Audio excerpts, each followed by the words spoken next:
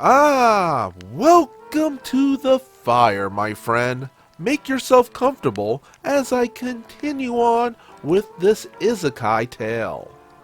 Isekaitus Session 2, r/D&D stories, posted by Xfos. Quick recap of last session.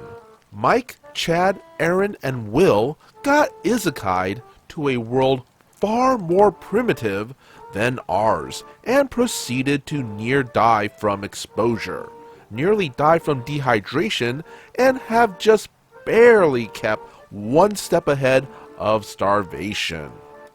I also had to recon 2 city names. I don't typically do that, but in this instant, it needed to be done. The party is in the city of Agrippnia, and the city of kings is Uruk. So, Session 2.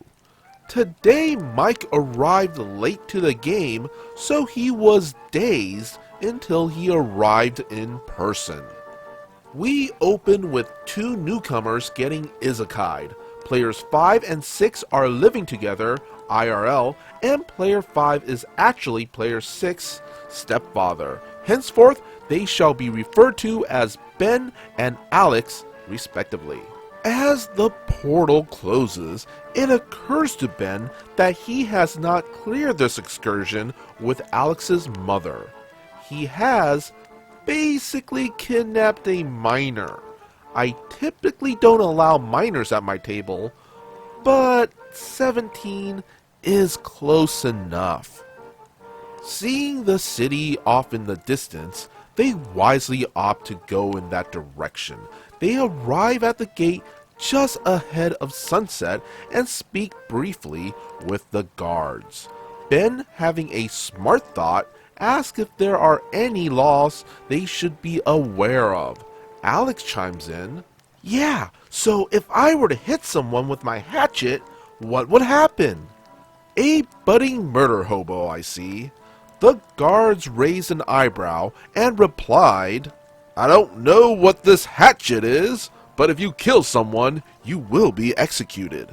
If you attack someone, the laws of hospitality are forfeit and you will likely die before the week is out." They beat a hasty retreat after getting directions to the inn. They are immediately thrown out because no money.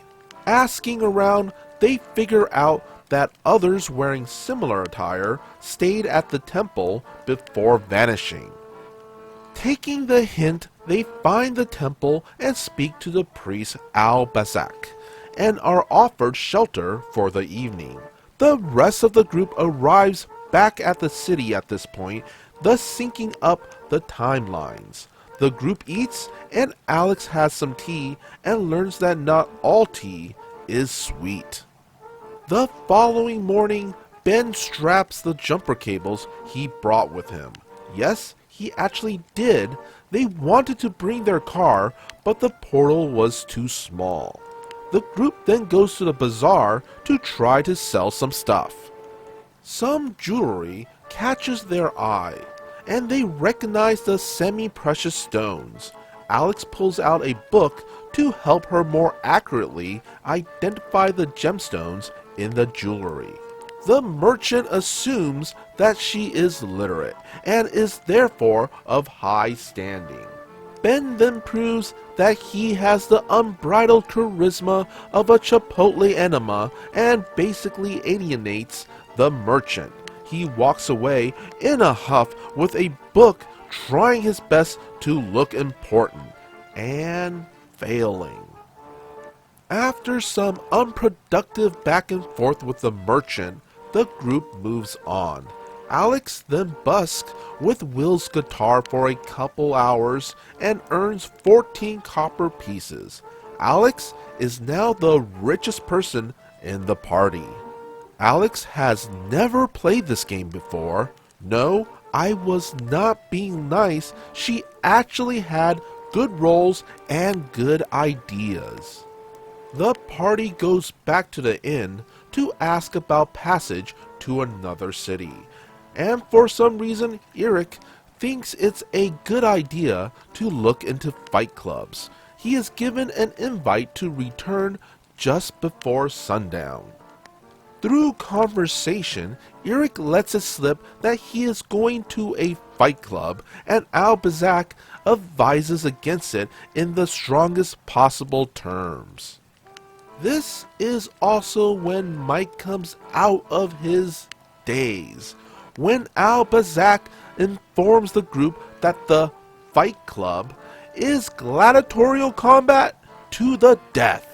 Eric is still on board completely and is getting ready to go, but thankfully, Mike talks him down very quickly. Since Eric has been talked out of suicide via gladiatorial combat, we cut the session there. Asking about the local laws was a good idea from Ben. I am a bit amused that the guards didn't know what a hatchet was though. And as I said in my previous video, if one is in a urban setting, trying to raise funds through jobs is a smart move to make, so kudos to Alex for barding it out on the guitar. Also, yeah, being all gung-ho about gladiatorial combat to the death, yeah, you're not going to survive long with that attitude. And that's our story. Be sure to hit that like and subscribe button for more future content. Also, if you would kindly follow the socials posted in the description, that would be amazing. As always, be good, be great, be awesome.